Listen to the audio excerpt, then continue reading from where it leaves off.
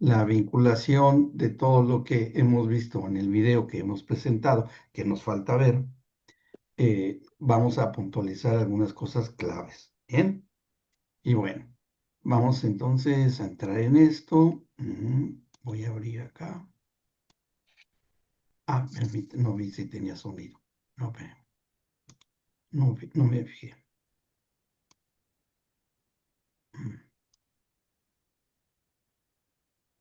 No, no tenía.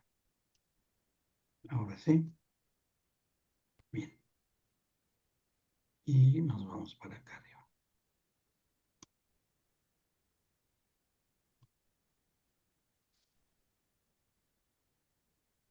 Perfecto. Y nos quedamos en el minuto 23. Sí, minuto 23:13. Ahí nos vamos a ir.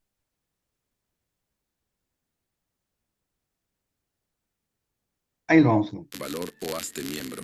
Así continuamos Minuto. invirtiendo en investigación y Bueno, mejoras para vender. hacemos un repaso rápido de qué es lo que ocurrió en este punto. El traspaso que hizo el Señor Jesús del infierno al seno de Abraham era sumamente importante porque estaba dentro de la estrategia de la redención. Porque, y se los mencioné, pero se los recuerdo, todos los pactos que se hicieron en el Antiguo Testamento se tenían que confirmar en el Nuevo. Pero Hebreos y varias escrituras hablan de que participan en los pactos o pactantes, tienen que estar presencialmente, ¿sí? Presencialmente. Lo cual quiere decir, y se ajusta al concepto que el Señor tiene de la muerte física de, pues, de nosotros, de los hijos de Dios, es una situación relativa para el Señor. La física. La importante es la espiritual. Esa es la clave. Y como la estrategia y el paso puntual era la de la resurrección, para que en Cristo fuésemos todos resucitados y para que se pudieran cumplir los pactos antiguos a través del nuevo pacto, el Señor Jesús tenía que hacerlo también presencialmente. Si bien no necesariamente en el cuerpo, porque el cuerpo de Jesús estaba en la tumba, donde lo metieron. El cuerpo de los santos, de todos los hombres de pacto y los profetas y otros, estaban o enterrados o tal vez ya hasta desintegrados, ¿no? O huesos por ahí, tal vez, quién sabe dónde estarían. Algunos en monumentos, en tumbas, como David, que hasta hoy existe, según así se piensa. De Abraham también se piensa dónde pueda estar, y etcétera. Pero no son cuerpos que puedan tener la capacidad de aparecer presencialmente, a menos que resuciten, a menos que resuciten. Si estos cuerpos desintegrados, comidos ya por las cucarachas y todo eso, y no están presencialmente, era necesario que tuviesen que resucitar para que se pudiese hacer y confirmar los pactos. Eh, y hay dentro del ámbito del eterno presente, primero, según lo que vimos, y vamos a seguir viendo este video, el Señor Jesucristo, como nos lo dice, primero acordarnos lo que está en el Apocalipsis. Y todo esto, como lo hemos hablado una y otra vez, ¿qué aplicación le podemos dar a la palabra, a la familia, a la familia? Fíjense, los que tienen hijos pequeños o adolescentes, yo les quiero pedir un favor, o a los nietos, que ya sean niños o adolescentes, hagan de esta historia épica, con sus héroes, para contársela a sus generaciones. Hacer un héroe qué superhéroe ni qué nada, porque esos son distractores, porque esto fue lo que en realidad pasó y que existen estos hombres de pacto, existe el Señor Jesucristo, por supuesto, y que los niños admiren todo esto que se dio. Y más que hacer un cuento, una, una historia para entretener, es realmente la administración de la redención, porque fueron hechos reales. Hay un autor que admiro mucho, que por cierto estuve un poco cerca de él, que es Josh McDowell. Él escribió un libro que se lo recomiendo muchísimo, que se llama Evidencias que exigen un veredicto. Ese se llama Evidencias que exigen un veredicto, de Josh McDowell. El tomo uno. Cuando- Hay dos tomos. El tomo uno. Si ahora lo busco, Doc. A ver, Sí, Gus, por favor. Este gracias. es un libro altamente recomendable, porque algo de lo que estamos viendo viene allí y habla específicamente de toda la cuestión de la redención, ¿no, la Roxy? De todo eso habla. Ujú. A ver, vamos a ver aquí, don Gus. Ya saben que don Gustavo no se detiene ante nada, no hay quien lo contenga. Es el dedo más rápido del oeste en buscar en la computadora. Bien, ahí está. Ah, miren, ahí mandó una ilustración muy buena. El seno de Abraham, abismo en Seol. Sí, como ya estoy entrenándome más en esto, vamos a verlo. Les comentaba. Doc, ¿no puede escribir el nombre del libro? A ver, sí, entonces lo escribo aquí en el chat. Sí, en el chat. Ahí lo ponemos. No, espérenme, me equivoqué aquí. Bien, es que me fui a a ver. Ya sé por qué. Es que tengo que disminuir el tamaño de la pantalla.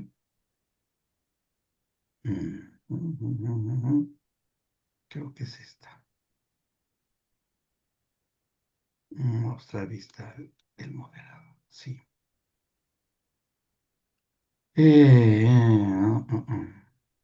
Bueno, sí, así lo voy a hacer mejor. Voy a tener que tener tardito el video, no hay problema. Y nos vamos aquí al chat que me pide don Gustavo. Se llama, lo estoy escribiendo, evidencias que exigen, para que después, si quieren, lo pueden buscar o a ver qué nos encuentra Gustavo. No, perdón, ¿no es de Sí, C.S. Lewis ese de evidencias que exige un veredicto? ¿cómo? ¿No hay un No lo libro escucho. parecido o con el nombre parecido el de C.S. Lewis? No, El no, mismo no. que hace la película, ¿no? ¿No es? Narnia, no. Las crónicas de Narnia, no. No. George McDowell fue un catedrático, todavía vive, y él es un catedrático, ahí ya se los subí al chat. Él es un catedrático, tomo uno, le vamos a poner acá. Tomo uno, porque el tomo dos es ya muy específico para los teólogos, y nosotros no enseñamos teología. Ahí está el tomo dos. Sí, este es el que, ahorita que nos busque, Gustavo, ¿sí? Debemos salir del chat. No. Josh McDowell es un catedrático, da conferencias en muchas universidades. Su especialidad son los universitarios. Y le hacen preguntas muy difíciles. Y ha escrito muchos libros, Josh McDowell, dirigido a jóvenes principalmente en su área de su sexualidad, la apologética, que este libro es de apologética, y otros libros más. eh, y es un hombre pues, sumamente preparado. Y él hace esto y él es muy independiente, es muy analítico, inclusive el libro está hecho en forma como de una tesis profesional, una de doctorado, tiene muchísima bibliografía, para los estudiantes, es más, es un libro de texto en muchas universidades, porque es extraordinario ese libro, ¿no? Yo tengo de las primeras ediciones, inclusive él me hizo el favor de firmarme porque le agradecí que yo he aprendido mucho de él y me dijo, ¿y por qué tienes un libro tan viejo? Y le digo, pues es con el que aprendí, y me dice, cómprate el nuevo, ya salió la edición nueva. Le digo, no, es que yo quiero que usted me lo firme. Y ahí me lo firmó. Y bueno, y ahí lo tengo como uno de mis tesoros, porque tiene mucho valor. Y ahí van a aprender mucho ustedes, ¿no? Que eso, aplicándolo al contexto de la familia, a los niños, a los jóvenes, les responde un montón de preguntas, ¿no? Y así como estamos viendo la narrativa gráfica, porque eso se trata el video que hemos estado viendo, que eso es una narrativa gráfica, les va ayudar mucho, pero como les digo, tenemos que ver ciertas cosas que entender en lo que estamos viendo en el video. Bien, bueno, ahora sí, voy a salir de aquí, déjenme ver, vamos a la presentación, porque...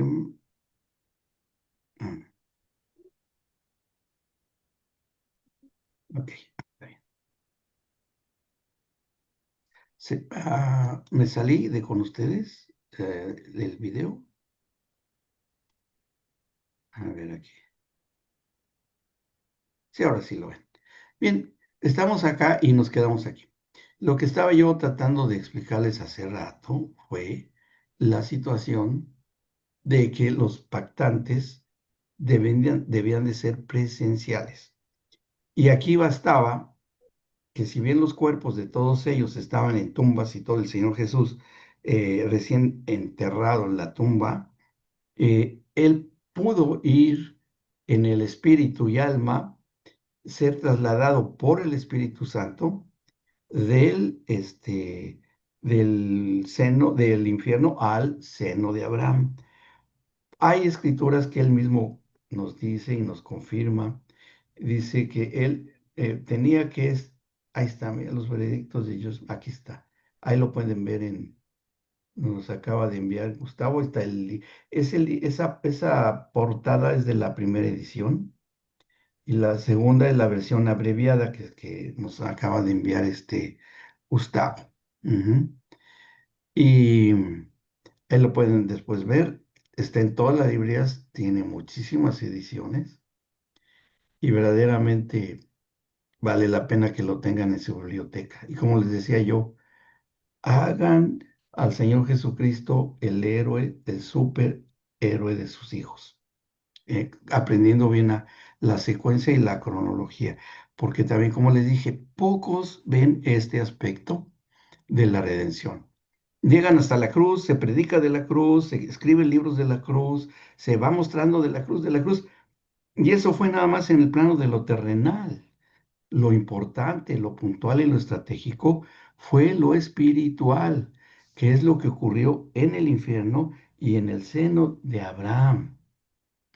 Allí es donde está la clave para complementar toda la validez de los pactos, el nuevo pacto, a través de, en lo general, como iglesia y como cuerpo de Cristo, y en lo institucional, personal e institucional, ¿sí?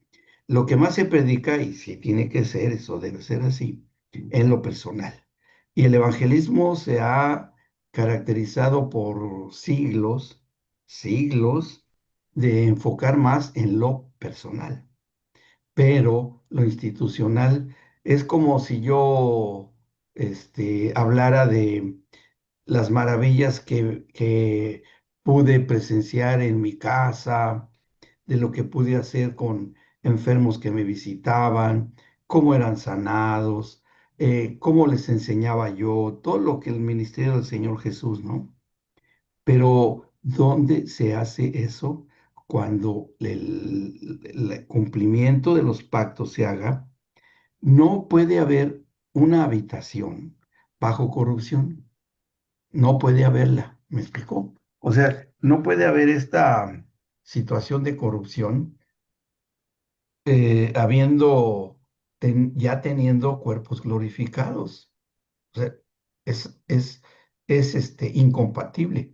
Y el que tiene la revelación de la compatibilidad de una redención de la creación es el capítulo 8 de los Romanos, donde se acordarán ustedes, la creación está aguardando con paciencia la manifestación de los hijos de Dios, porque la misma creación fue sujetada a muerte, que fue por Adán, ¿no?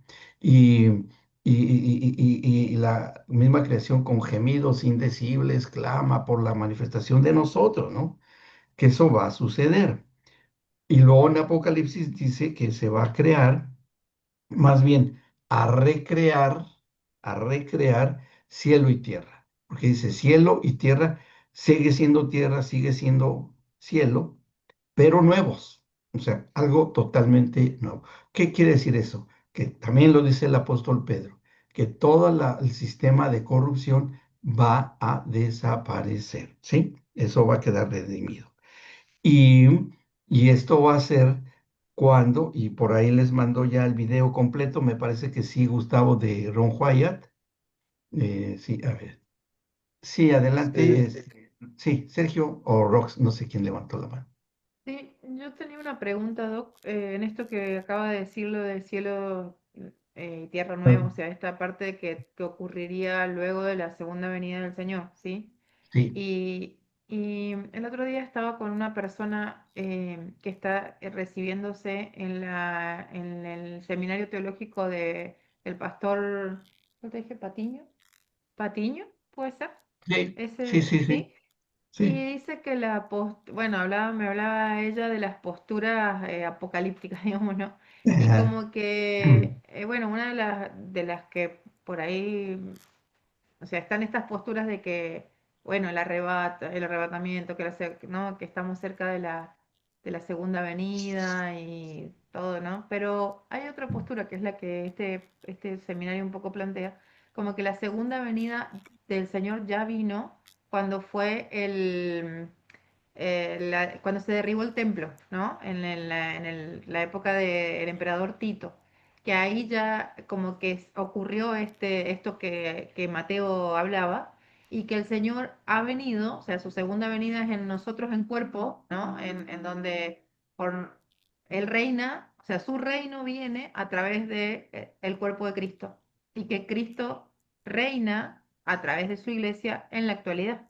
Como que esa es la segunda venida. Entonces, en Mm, esto, ahí yo quedé un poco confundida con, con esto de, bueno, y esto de cielo nuevo y tierra nueva, no sé, o sea, de verdad que se me hizo un poco de ensalada. Si usted me puede ordenar sí, ahí un poquito los hechos, mejor. sí.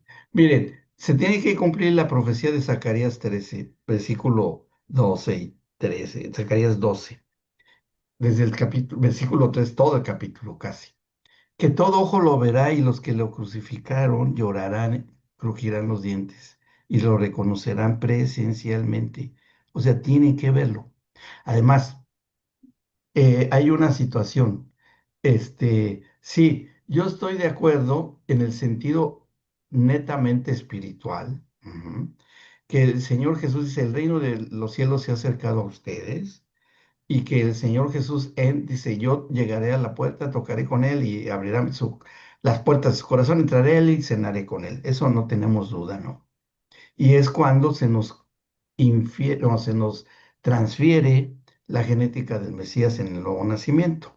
Eso, de alguna manera, metafóricamente tal vez, sea la segunda venida de Cristo en lo personal, ¿sí? En lo personal. Si eso fuese así, en todos ocurre de los que asisten al cuerpo de Cristo, o hay quienes no, les ha amanecido. Entonces, o viene con todos o no viene. ¿Me explicó? Porque eso es algo muy personal. En la venida de Cristo a la tierra, en su resurrección, sube a la diestra del Padre y todo. El que bajó fue el Espíritu Santo, que es el que nos redarguye de juicio, de justicia, de pecado, etcétera. Y es lo mismo que el Señor Jesucristo, pero presencialmente. A ver, y entonces tendríamos que hablar de una tercera venida cuando viene a luchar contra las huestes de maldad, los hijos del oriente, ahí en el valle del Armagedón, o el valle de Josafat, que es el mismo, y viene y dice que la sangre subirá hasta las bridas de los caballos. O sea, ahí está presencial o no Jesús ahí. Sí, ¿verdad? ¿Y esa qué número de venida es? ¿Sería la tercera o sería la cuarta? ¿Me explicó? Es un poco ambiguo hablar de la segunda, por eso no ha prosperado las doctrinas de ciertas sectas que han dicho, no, es que en 1948 vino el Señor Jesús y habían hecho otras anteriores y no, nunca se ha visto eso. Y claramente Pablo lo dice que desde las nubes, ahí hay una diferencia.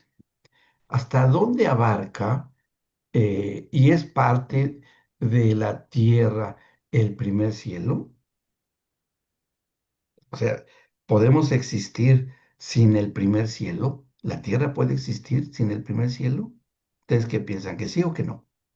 No, porque ¿qué hay en el primer cielo? La atmósfera que respiramos. Entonces, no es tan necesario, porque Pablo lo dice en Tesalonicenses, que nos encontraremos con Él en las nubes, y Él vendrá y con voz de trompeta le hablará y seremos trasladados, que es la parucía, ¿no? Así es en el griego, en o latín, creo. Y ahí nos vamos a encontrar. O sea, sí vino, pero no pisa la tierra. Él va a pisar la tierra cuando venga a hacer los juicios decretados contra Israel y en su batalla contra las huestes de Satanás, en todavía las situaciones.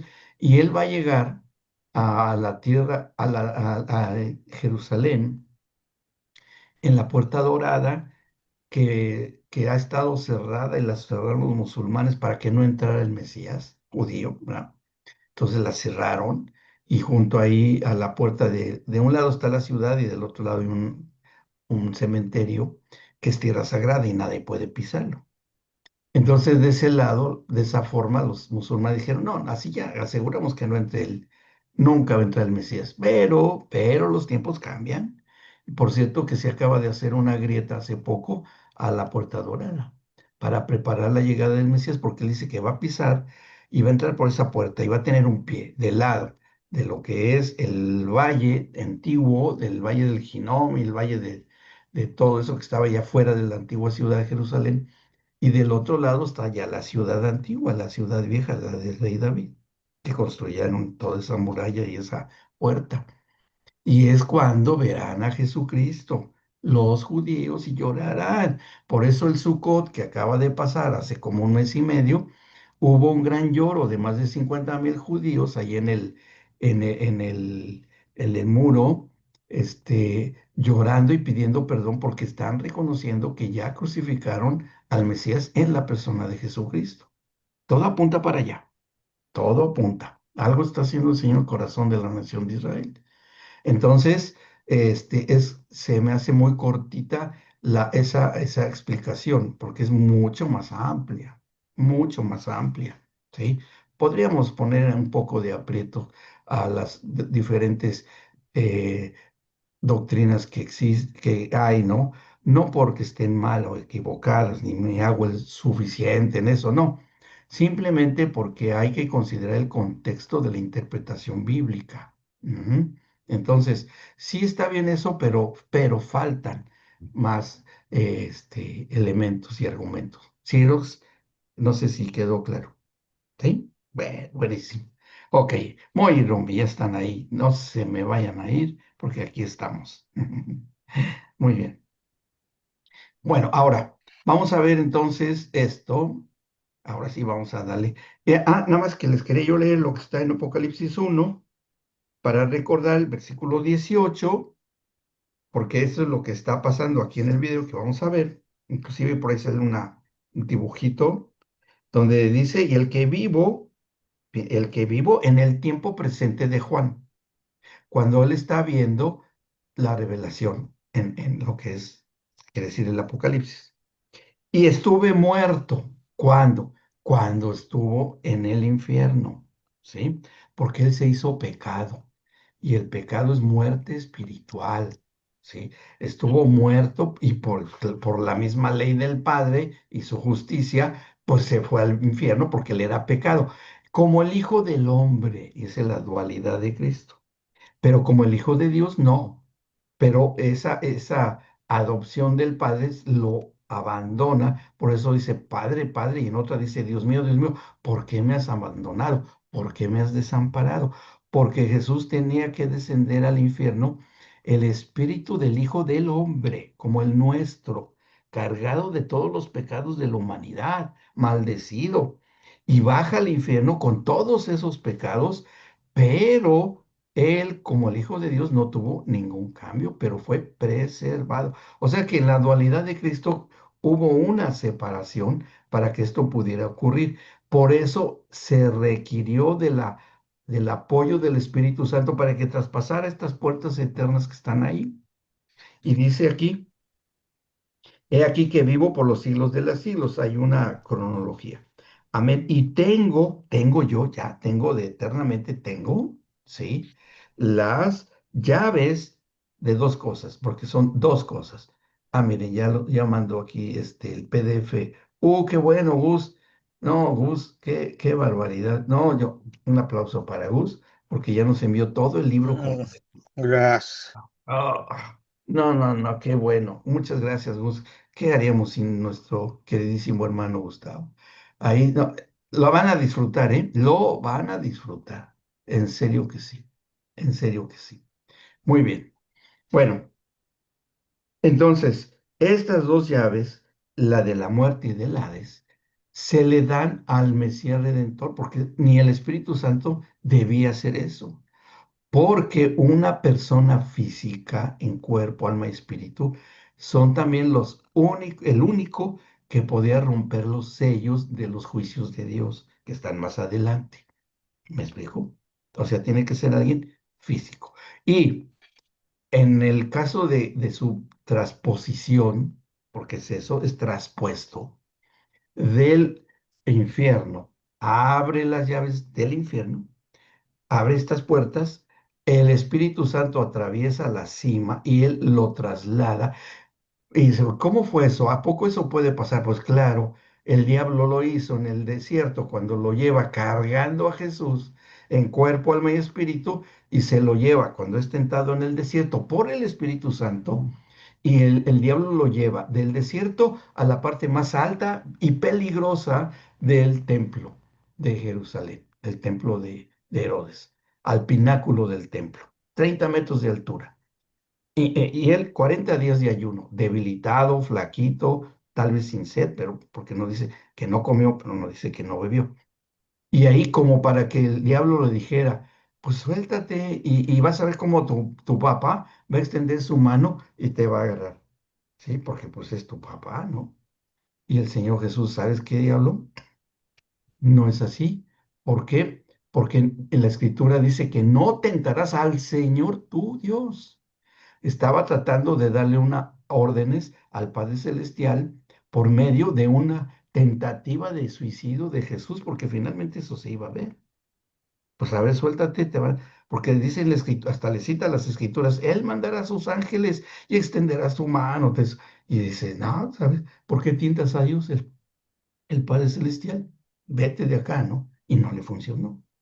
Entonces, después de eso, si el diablo transportó a Jesús y el Espíritu Santo transportó un cuerpo como el de Esteban, de Esteban, no, de Felipe, en Cesarea, en Cesarea, el camino a Gaza, que 40 kilómetros de distancia, en el camino, ahí en Azoto, ¿no? Que así se llamaba esa región, y lo cargó el Espíritu Santo. Y hay milagros de traslados de personas actualmente por el Espíritu Santo. Hay esas cosas, ¿no? Aquí nos manda otras cosas. Dice Juan 6:38, sí, he descendido del cielo no para hacer mi voluntad, sino la voluntad del que me envió.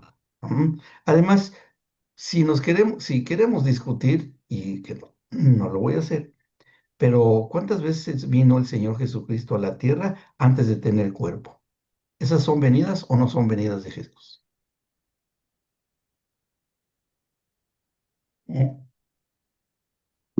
Cuando dice que se manifestó Jehová de los ejércitos, era una teofanía, o sea, una aparición previa de Dios mismo. Y esa es la persona del Señor Jesucristo antes de tener cuerpo. Y se le apareció a todos los profetas, a todos. ¿Fueron venidas o no? Sí, claro. Por eso les digo, es un tema muy amplio, que cuando le dan ese tratamiento así, se me hace muy reducido y muy cortito. Dice, no, permítame. Ahí podemos hablar un buen rato. Se ponen buenos las espadazos bíblicos con eso, ¿no? Pero bueno, no es nuestro tema. Bien, ahora, también en Apocalipsis, que ya leímos esto, que le dice a Juan, va a pasar esto que está aquí en el video. Así es que vamos a continuar viendo nuestro video. Y ya una vez que él llega al seno de Abraham, que eso, y ahí en el video lo recalcan, y hay una insistencia en que se entienda bien eso, porque en Lucas capítulo 16, porque ahí viene la descripción del seno de Abraham, en la parábola del rico y el Lázaro, ¿no?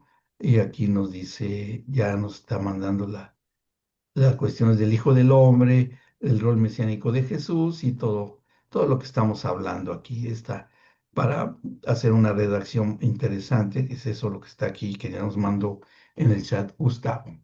Bueno, la descripción que hace en la parábola de rico y Lázaro, acuérdense, una parábola son hechos reales con personajes ficticios o pueden ser reales, ¿sí? Eso no hay ningún problema. Pero lo interesante de la parábola del rico y Lázaro es la descripción del seno de Abraham y la del infierno. Las dos cosas, que había una gran cima o precipicio que nadie podía pasar. Y el único que pasó fue el Señor Jesús, llevado por el Espíritu Santo. Lo deposita en el seno de Abraham, se encuentra con todos los hombres de pacto y decir, aquí estoy yo presencialmente en espíritu y en alma. Y ustedes también están igual. Sus cuerpos están por ahí regados y todo, pero aquí el trato es algo espiritual y algo de entendimiento e inteligencia espiritual. Así es que vengo para decirles que yo ya cumplí los pactos que ustedes hicieron con mi padre. Yo estoy aquí para decirles, yo también ya cumplí, o mi padre cumplió a través de mí. Así es que vámonos con el Padre para que estemos presencialmente con Él y ahora sí con cuerpo, porque fue hecho con cuerpo presente todos los pactos. ¿O encuentran ustedes que un pacto fue hecho sin presencia de cuerpos o daban en cuerpo al espíritu? Estaban en cuerpo, alma, espíritu, todos Abraham, David, Ezequiel, no, Ezequías, perdón, estaban presentes, Josías, ¿no? Que no he hablado mucho, pero Josías hizo un pacto con el Señor para redimir a los niños, a los bebés y a los niños. Y como en ellos hay ausencia de pecado, no fue necesario que llevara a la cruz del Calvario el Señor Jesús los pecados de los bebés, porque ellos no pecan, son santos, son los super santos de las congregaciones, ¿no? Entonces bastó con que tuvieran un encuentro personal con Cristo, porque eso se pactó con el rey Josías, el rey niño, que a los 8 años de edad empezó a gobernar en Israel.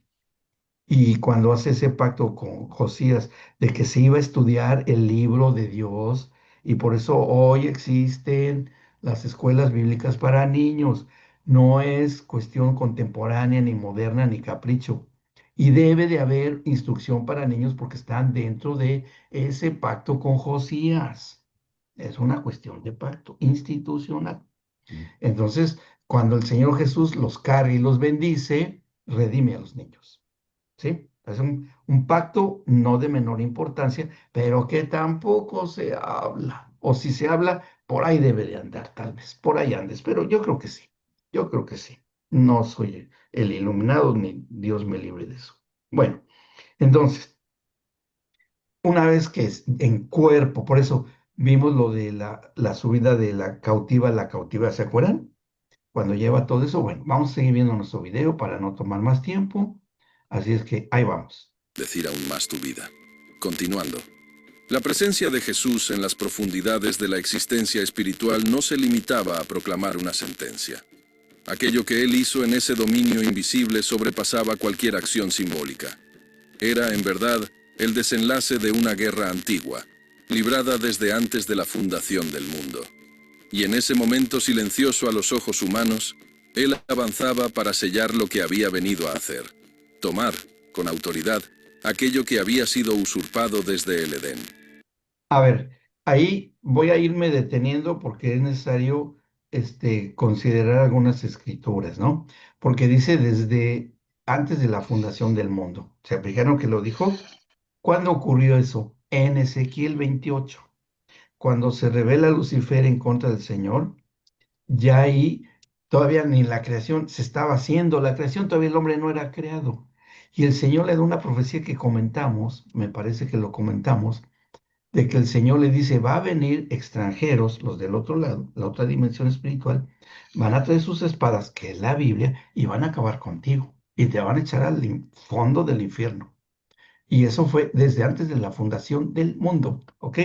Y después, como lo está diciendo acá, que son los puntitos que le faltan, y yo no me gustaría mandarle que lo corrigieran, pero como yo no tengo nada que ver con esto, pues yo se los digo, ¿sí? Aquí tenemos amplitud de criterios. Entonces, la salida del huerto del Edén, sí, ahí llega la serpiente y ahí es cuando es dictado o el decreto de que la simiente de la mujer la aplastaría la cabeza y que sería puesta bajo los pies de la iglesia. ¿Ok? Bueno, vamos a continuar. El dominio sobre la muerte. Durante toda la historia bíblica, la muerte fue presentada como enemiga del hombre.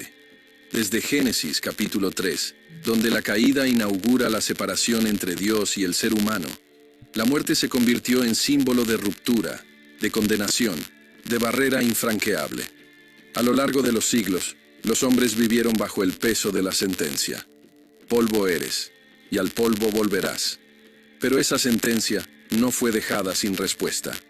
Desde los primeros capítulos de la Biblia, la promesa de un descendiente que aplastaría la cabeza de la serpiente ya indicaba que la victoria sería conquistada desde dentro de la propia realidad humana. Cuando Jesús murió, no fue solamente como el Cordero que quita el pecado del mundo. Él murió como aquel que entraría en la realidad de la muerte para enfrentarla con la justicia de Dios. Aquí es importante y que ustedes también pueden narrarlo, contarlo a sus hijos y a sus nietos y todo, la victoria y el ganar autoridad. Fíjense, ya desde entonces, ya el Señor estaba considerando la autoridad de gobierno para aplastar a la serpiente y aplastarle la cabeza. Ahí está Génesis 3, ¿no? Donde dice. Entonces, eso es importante que tengamos la convicción de la autoridad espiritual que tenemos sobre las tinieblas, para que los niños se les quite el miedo, para que no los ahí mezclen con los superhéroes que luchan con monstruos gigantes. Eso es distractores. Esta es la verdad de la vida y que ustedes, papás, tengan la convicción de que eso es así. Ujú. Y entonces, yo me acuerdo que en un entrenamiento que les daba a mis hijos, era que, porque pasábamos en las noches por ahí cerca, cuando íbamos a dar un paseíto en México, pasábamos por un cementerio que tenía, la puerta era con rejas y se veía al interior. Y les decía yo a mis hijos, si pudiéramos entrar, entrarían ya noche, o 9, 10 de la noche. Y mis hijos asomaban las rejas y dirían, sí, yo sí entraría, porque los muertos están muertos y están donde deben de estar.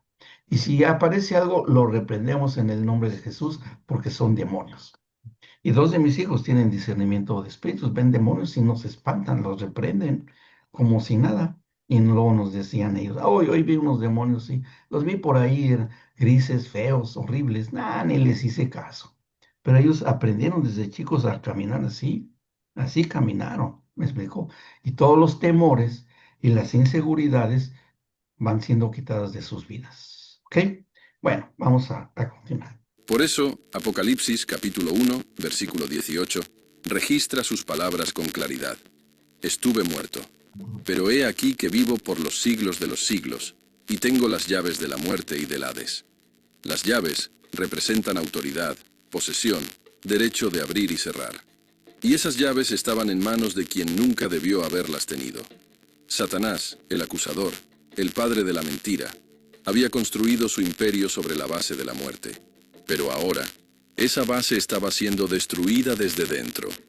La Biblia describe ese acto de conquista con términos que revelan su dimensión espiritual. Colosenses capítulo 2, versículo 15, afirma que Jesús despojó a los principados y potestades y los exhibió públicamente, triunfando sobre ellos en la cruz. Aunque la cruz ocurrió en el plano físico, el triunfo ocurrió en las dimensiones espirituales. Al morir sin pecado, el Cristo desarmó los poderes espirituales de la maldad, pues no había acusación que pudiera detenerlo. Ese despojo no fue solo teórico, fue práctico, directo, absoluto. Los principados y potestades, fuerzas espirituales organizadas para mantener al hombre bajo esclavitud, perdieron su principal instrumento de control, el miedo a la muerte. Hebreos capítulo 2, versículos 14 y 15, declara que Jesús participó de carne y sangre para que, mediante la muerte, destruyera al que tenía el imperio de la muerte, esto es, al diablo, y librara a todos los que por temor a la muerte estaban durante toda la vida sujetos a servidumbre. El imperio de la muerte no fue solo vencido, fue desmontado. El acto de tomar las llaves de la muerte y del infierno no fue un gesto simbólico o poético. Fue una transferencia real de autoridad. Hasta ese momento, nadie había escapado de las manos de la muerte por cuenta propia. Incluso los milagros de resurrección realizados por profetas o por Jesús en su ministerio eran solo suspensiones temporales. Las personas volvían a la vida, pero volvían para morir nuevamente. Pero ahora era diferente. El propio autor de la vida había entrado en la muerte y salido de ella con las llaves en las manos. La escena descrita en el Salmo capítulo 24, versículos 7 al 10, cobra nuevo sentido a la luz de este contexto. Alzad, oh puertas, vuestras cabezas. Alzaos vosotras, puertas eternas, y entrará el Rey de Gloria. La pregunta que resuena a continuación, ¿quién es este Rey de Gloria? No es solo retórica. Es un anuncio espiritual.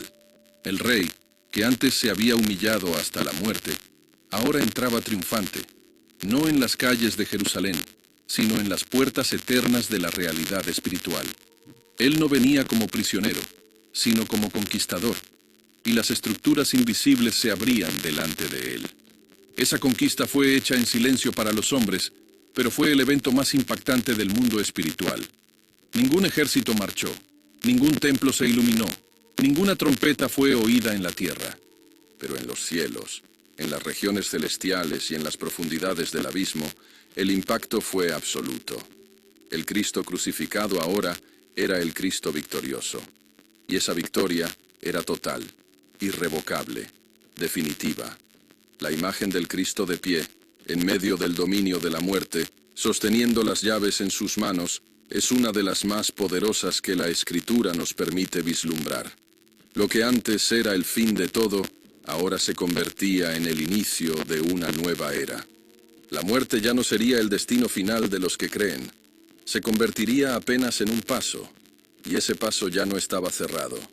Pero mientras él tomaba posesión de la autoridad, había otros ojos observando. No los ojos de los que estaban en prisión eterna, sino los de los justos, aquellos que habían muerto esperando la promesa, hombres y mujeres que creyeron sin ver, que obedecieron incluso sin comprender. Ellos estaban allí, al otro lado del gran abismo, en el seno de Abraham, esperando por ese día. Y ahora, aquel que tenía las llaves en las manos, se acercaba a ellos. El gran éxodo, cuando los justos fueron liberados. Mientras las tinieblas espirituales aún reverberaban con la proclamación del Cristo y la conquista de las llaves de la muerte y del infierno, había una multitud en silencio, esperando. No estaban encadenados, tampoco en tormento. Estaban en descanso. Pero era un descanso provisorio, una pausa reverente antes del cumplimiento de una promesa.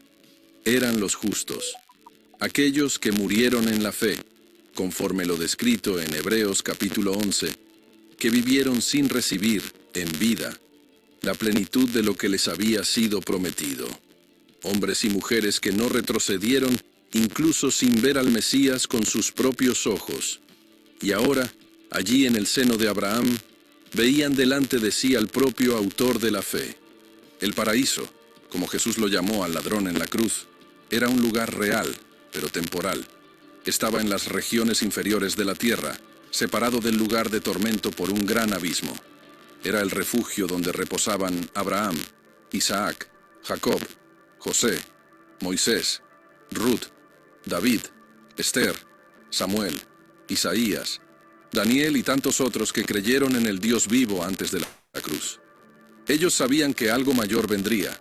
Habían recibido vislumbres, promesas, sombras. Ahora delante de ellos estaba la plenitud. Con las llaves de la muerte en manos, Jesús no solo dominaba los poderes de las tinieblas, Él también tenía autoridad para liberar a los que estaban en espera. Y es aquí donde se cumple, en silencio y poder, el gran éxodo espiritual. La liberación de aquellos que habían sido mantenidos en honra, pero aún imposibilitados de entrar en el lugar santísimo celestial, pues la sangre del Cordero aún no había sido derramada de forma plena y definitiva. Ahora, con el sacrificio completo, el acceso estaba liberado. Mateo capítulo 27, versículos 52 y 53, trae una pista poderosa de ese momento. El texto afirma que, al morir Jesús, los sepulcros se abrieron, y muchos cuerpos de santos que dormían resucitaron. Y saliendo de los sepulcros, después de la resurrección de él, entraron en la ciudad santa y se aparecieron a muchos. Poco se habla de este pasaje, pero revela que algo sobrenatural sucedió de forma literal y visible. Aquellos santos no estaban solo vivos en espíritu, sino que también se manifestaron en carne. Este evento, por más misterioso que parezca, tiene una conexión directa con lo que Pablo describe en Efesios capítulo 4, versículo 8. Subiendo a lo alto, llevó cautiva la cautividad. Esta expresión, llevar cautiva la cautividad, remite a la liberación de los santos del Antiguo Testamento, que hasta ese momento no podían subir a los cielos, pues el acceso aún no estaba garantizado por la redención plena. Ahora, Jesús no solo descendía, sino que ascendía, y con él, una multitud. Ese movimiento de liberación no fue simbólico, fue real. Los que habían sido mantenidos en el paraíso, en honra, ahora eran conducidos a la presencia plena de Dios. Ya no como sombras de una alianza futura, sino como herederos plenos de una nueva y eterna alianza. La cruz había abierto el camino, el velo del templo se había rasgado, y con las llaves en manos, Jesús guiaba a los liberados en triunfo. No fue un cortejo visible a los ojos humanos, pero en el mundo espiritual fue una procesión gloriosa. El primer gran movimiento colectivo rumbo al cielo. El verdadero éxodo, no saliendo de Egipto, sino saliendo de las profundidades de la tierra. Ellos ya no habitarían el lugar provisorio, sino que entrarían en el lugar eterno. Hebreos capítulo 9, versículo 12, afirma que Jesús entró en el lugar santísimo, una vez por todas, no con sangre de machos cabríos ni de becerros, sino con su propia sangre, y obtuvo eterna redención, y con él entraron los que habían creído antes de la cruz. No hay una descripción detallada de cómo ocurrió ese momento. La Biblia preserva el misterio. Pero lo que está claro es que la liberación fue completa. El dominio de la muerte había sido roto desde dentro. Y los que antes esperaban, ahora podían ver el rostro de Dios. Ya no a la distancia, ya no por fe, sino en plenitud. La gloria de ese evento es tan grande que aún hoy resuena. Porque si los justos del pasado fueron liberados y conducidos al cielo, los justos del presente ya no pasan por el mismo camino. Lo que antes era una espera, ahora es acceso inmediato. Pablo, escribiendo a los Filipenses, capítulo 1, versículo 23, dice que desea partir y estar con Cristo, lo que es incomparablemente mejor. El camino está abierto. El paraíso fue elevado. La morada de los justos está con el Señor. Pero ese no fue el final del viaje de Cristo. Antes de regresar a la tierra y revelarse resucitado, aún había un acto final. un movimiento celestial que sellaría todo lo que había sido conquistado. Porque el Cordero, ahora vivo, necesitaba ascender en gloria y presentar delante del Padre el precio pagado por toda la redención. Y ese momento sagrado estaba por acontecer, porque la promesa no era solo derrotar la muerte, era liberar a los cautivos y llevar de vuelta consigo a los que esperaban desde la antigüedad. La ascensión y el silencio, el misterio, que muchos aún no han entendido. El movimiento espiritual había sido completo. Jesús había descendido a las regiones más profundas de la realidad, proclamado su victoria a los espíritus en prisión, despojado al imperio de la muerte de su poder, liberado a los justos que esperaban en el paraíso, y ahora, con las llaves de la muerte y del infierno en manos, se preparaba para ascender. Pero no sería un simple regreso, era el retorno de un rey victorioso. Aquel que había sido herido por los pecados del mundo, ahora subiría con la sangre del sacrificio eterno, llevando en su victoria el peso de cada alma redimida. El cielo, hasta entonces silenciado por el luto de la creación, se preparaba para recibir al Cordero en gloria. Pero había algo aún más profundo a punto de suceder. La redención que fue ejecutada en la cruz, proclamada en las tinieblas y sellada en la liberación de los cautivos, ahora necesitaba ser presentada delante del propio trono eterno. Y ese momento, envuelto en reverencia y misterio, es mencionado de forma singular en Hebreos capítulo 9, versículo 12. No por sangre de machos cabríos ni de becerros, sino por su propia sangre, entró una vez en el santuario, habiendo obtenido eterna redención. No se trataba del templo terrenal, sino del lugar santísimo celestial, el lugar donde la presencia de Dios no es sombra, ni símbolo, sino plena manifestación de su gloria. Fue allí donde Cristo entró, llevando no solo las marcas de la cruz, sino también el testimonio del rescate consumado. La cruz ya no era un instrumento de dolor. Se había convertido en el puente entre la tierra y el cielo. En ese acto invisible a los ojos humanos, la justicia divina fue plenamente satisfecha. La sangre inocente no clamaba por venganza, sino por reconciliación. Y delante del Padre, el Hijo se presentó no como mártir, sino como sumo sacerdote eterno. Aquel que había cumplido cada exigencia de la ley, cada profecía, cada sombra del Antiguo Testamento. Y al hacerlo, selló para siempre el acceso directo entre Dios y el hombre. Pero mientras el cielo se abría para recibirlo, la tierra permanecía en silencio. Era el tercer día. Los guardias aún estaban apostados delante del sepulcro, ajenos a la dimensión de los acontecimientos. Los discípulos, recogidos en luto, no imaginaban que algo ya había cambiado en todo el universo. El mundo seguía en su ritmo común, sin saber que en ese mismo instante, el destino de la humanidad ya no era el mismo. La ascensión espiritual de Jesús, antes de su resurrección corporal, revela que había un orden en cada etapa del plan divino. La resurrección no fue el primer paso de la victoria, sino su consecuencia. Él ya había vencido antes de que el sepulcro fuera abierto. Ya había triunfado incluso antes de que las mujeres encontraran la piedra removida. El Cristo resucitado no estaba volviendo a la vida. Estaba trayendo consigo el testimonio de que la vida había vencido a la muerte, de una vez por todas. Este es el misterio que muchos aún no han comprendido. La victoria de Cristo no comenzó en la mañana del domingo. Se inició en el momento en que Él entregó el Espíritu al Padre y recorrió los caminos invisibles de la redención con autoridad plena. Cada paso, cada acción, cada palabra, llevaba el peso de la eternidad. La redención no fue improvisada. Fue diseñada con precisión divina, manifestada en gloria y concretada en dimensiones que los ojos jamás pudieron ver.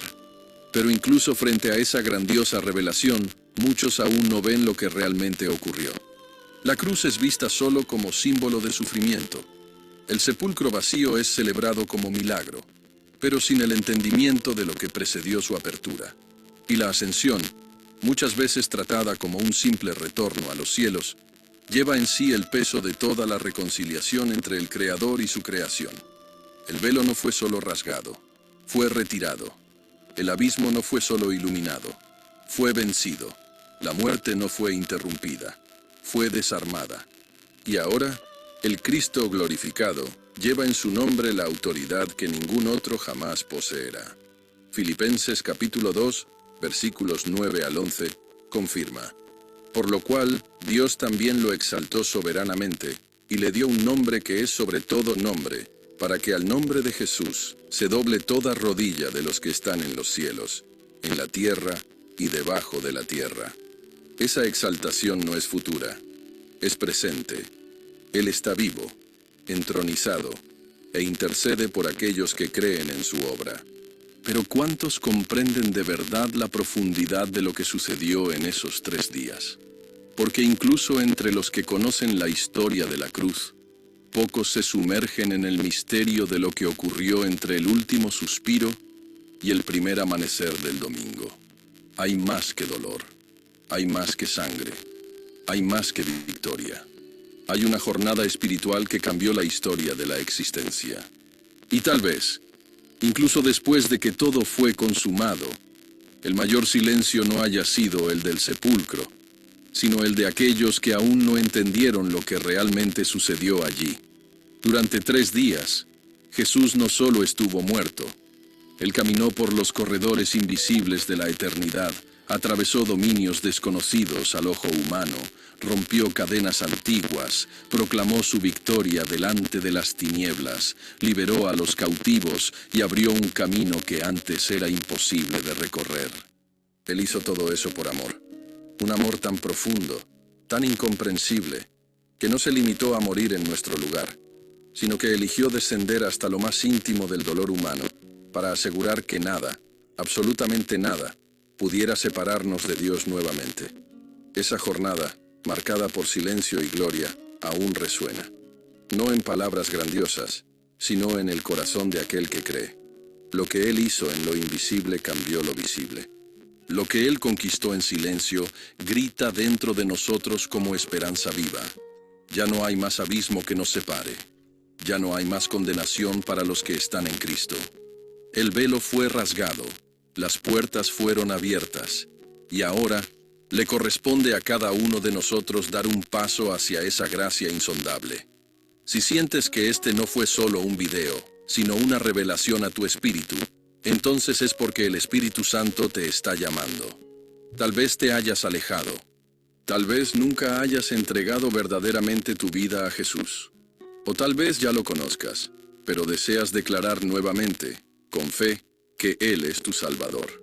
Hoy, si deseas reconciliarte con nuestro Salvador Jesucristo, por haberte alejado de sus caminos, o quieres iniciar una nueva jornada rumbo a la salvación eterna, comenta aquí abajo. Yo te aseguro. Bueno, allá viene para quienes están oyendo por primera vez un mensaje así, ¿no? Bien, bueno. Em, Aquí lo importante es que lo vinculemos con la restauración y la recuperación de todas las instituciones. Eso es innegable. Ahora, es muy importante que ustedes tengan la habilidad, y yo le pido al Señor que la unción, como dice en Primera de Juan, la unción de los santos, se manifieste en ustedes y a través de ustedes, para que teniendo la convicción espiritual de que esto ha sucedido tal cual, y que esto trae una viveza espiritual que se puede impartir a otros. Si nosotros entendemos todo esto y el conjunto de las instituciones, básicamente, y todo esto se va a reflejar a través del Espíritu, la comunión. Pero si en cada uno de ustedes y como familia está la convicción de que se ha ganado todo esto, el matrimonio y familia en Cristo, unidos en Cristo como matrimonios, siendo padre y madre por medio de los pactos con sus propios hijos de ustedes, si tienen la convicción de la autoridad que tienen sobre las tinieblas, sobre el mundo, y lo imparten en su familia y lo viven, y también de que la prosperidad y la bendición y todo lo que el Señor tiene por añadidura viene a ustedes, viene. ¿Por qué? Porque Él no va a hacer a un lado las promesas, las cumple, créanlo. Es total y absolutamente cierto. Ujú. Entonces, ¿esto qué nos trae? Nos trae paz en espíritu, nos trae convicciones firmes de que está asegurada la salvación para nuestras generaciones futuras. Bueno, ustedes pueden sacar ¿Quieres que te haga muchísimas pochoclo? conclusiones, ¿sí? Muchas conclusiones que pueden ustedes sacar en su vida espiritual, familiar. Bien, bueno, vamos a terminar, ya terminamos. Hoy es, por cierto, no se había hecho, hoy es nuestra última clase, ujú, y de este módulo. Y reiniciaremos, iremos al próximo módulo. Pero ustedes saben que estoy bueno, se lo voy a decir fuera de la grabación. Vamos a ver este último, que es la última parte de nuestro estudio. No, aquí no está. Permítanme un momentito. Sí, aquí está. Ok, ya la encontré. Vamos a la que sigue, a la que sigue, a la que sigue. Acepto, Señor Jesús, como mi único y suficiente. Ok, ahí está. Bien. eh, Continuamos con esto. Ya no hay sonido. Sí, sí hay. Aquí. Bueno, entonces podemos ya ir tomando conclusiones, que esto ya lo hablamos, ya no lo vamos a mencionar porque ya lo comentamos. El templo reconstruido y en proceso de glorificación, Salmos 18 y 22, que también estudiamos, y lo que se ganó. Autoridad sobre la muerte, el pecado de los humanos que creen, delegación de su autoridad al creyente y el reconocerlo como el postrer Adán, a quien al Señor Jesucristo. Bien, ahora, una vez que nosotros tenemos esta bendición de creerlo, entonces sí, verdaderamente la redención de las instituciones y quienes convivimos en familia se lleva a cabo, se hace una realidad y se hace una forma de vida. Bien, ¿tienen alguna duda o alguna pregunta? ¿No? ¿Quedó claro? Bueno, vamos a cerrar este modulito, con una oración y quiero que veamos este video que viene. Este video, ya les comento, no lo van a encontrar en ningún lugar. Yo hice un arreglo especial, una edición especial, porque tiene dos partes. En sí, la cuestión del video, los personajes, que es una película muy hermosa del Apocalipsis, pero tiene la música, que es muy especial. Lo que están a punto de oír ustedes son un grupo de alabanza. Esto pasó en Estados Unidos, en una congregación con un grupo de alabanza. Ellos estaban ensayando y grabaron su ensayo para volverse a escuchar cómo les había salido. ¿Sí? Un grupo muy bueno, una música hermosa.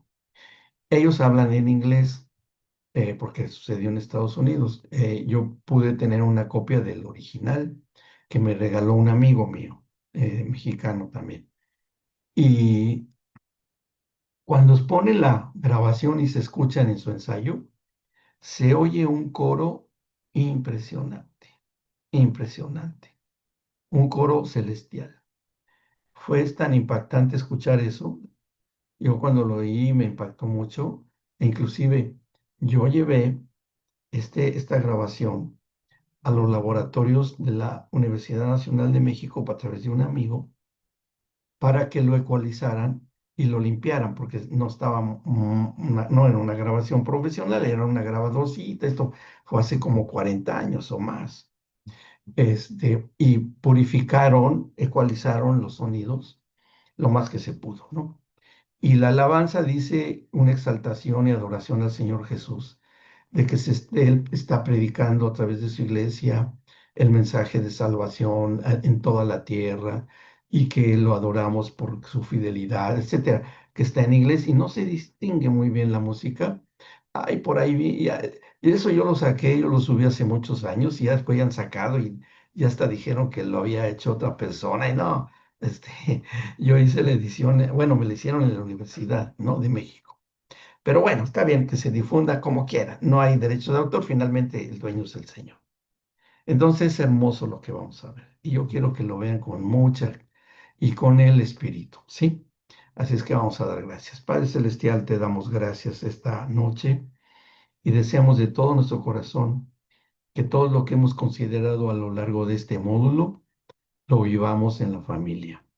Que estemos nosotros siendo libros abiertos, que la unción de tu Santo Espíritu fluya a través de nosotros en una convicción tal que todo lo que nuestra sola presencia, nuestra sola palabra, nuestras oraciones, la enseñanza que demos en nuestros trabajos, en donde quiera que estemos, sea manifiesta tu presencia. Que así sea, Señor.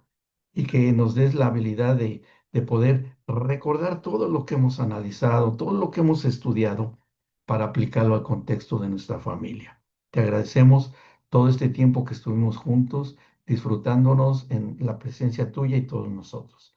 Te damos gracias, Señor. En el nombre de Cristo Jesús, te damos gracias. Bendito sea, Señor. Amén y amén. Bueno, esto no lo voy a grabar, permítanme, porque tiene derechos de autor, ¿sí? Nada más voy a parar la grabación, ahora lo vuelvo a abrir, permítanme.